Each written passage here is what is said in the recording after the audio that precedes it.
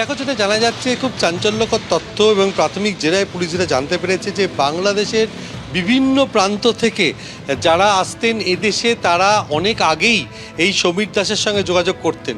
তাদেরকে স্পষ্ট বলে দেওয়া হতো তাদের তরফ থেকে যে এই সমীর দাসকে যে তারা যাবেন বাংলাদেশ থেকে ভারতে, তাদের জন্য কেউ আধার কার্ডের বরাত দিতেন, কেউ ভোটার কার্ডের বরাত দিতেন, কেউ বা জন্মের শংসাপত্র, কেউ বা প্যান কার্ডের বরাত দিতেন। এবং সেই মতো বলা হতো যে এই সমস্ত নথি তৈরি করে রাখতে তারা কেউ মেডিকেল ভিসা বা কেউ ট্যুরিস্ট ভিসায় বাংলাদেশ থেকে এদেশে আসবেন এবং একেবারে চটজলদি সমস্ত নথি হাতে পেয়ে যাবেন।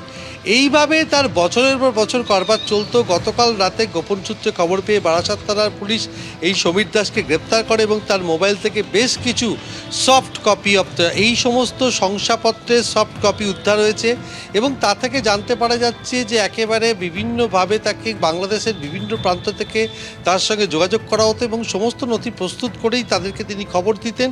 তারপর তারা এদেশে এসে এই সমস্ত নথি নিয়ে যেতেন।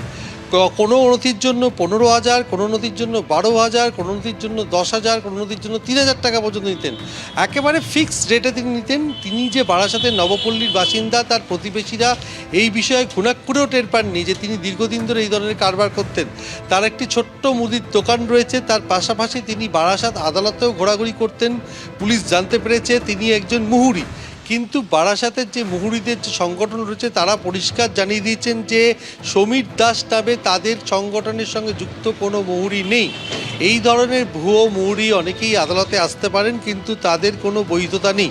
কিন্তু এখন প্রশ্ন হচ্ছে একজন মুহুরি সেইভাবে জাল নথি তৈরি করছে বাংলাদেশ থেকে আসা নাগরিকদের জন্য কিভাবে জেলা সদর বারাসাতে এতদিন ধরে, অর্থাৎ এই চক্রের সঙ্গে কারা কারা যুক্ত তার উত্তর জানার চেষ্টা করছেন তদন্তকারীরা। কেননা এই ধরনের নথির মাধ্যমেই তো পাসপোর্ট তৈরি করা সম্ভব। বাংলাদেশ থেকে এদেশে আসছেন, সহজে নাগরিকত্বের সমস্ত শংসাপত্র পেয়ে যাচ্ছেন, তাও আবার বাংলাদেশ থেকে বরাত দেওয়ার পর সমস্ত নথি তৈরি হওয়ার পর হাতে চটজলদি পেয়ে যাচ্ছেন। এই যে পুরো ব্যবস্থাপনা দেখে রীতিমতো স্তম্ভিত তদন্তকারীরা। তাকে আজকে বারাসাত আদালতে পাঠানো হয়েছে। 7 দিনের জন্য নিজেদের হেফাজতে চেয়ে আবেদন জানিয়েছে বারাসাত থানার পুলিশ। তাকে আরও জিজ্ঞাসাবাদের প্রয়োজন রয়েছে এবং বাংলাদেশে কারা কারা তার সঙ্গে যুক্ত রয়েছে এবং এ রাজ্যে কারা কারা যুক্ত রয়েছে, এই চক্রের সঙ্গে আর কারা যুক্ত। কেন এর আগে আমরা দেখেছি বাগদা, গাইঘাটা, হাবড়া, অশোকনগর এই ধরনের বাংলাদেশিদেরকে ভারতে এনে বাড়ি ভাড়া নিয়ে নকল নথি তৈরি করার একটা চক্র সক্রিয় রয়েছে।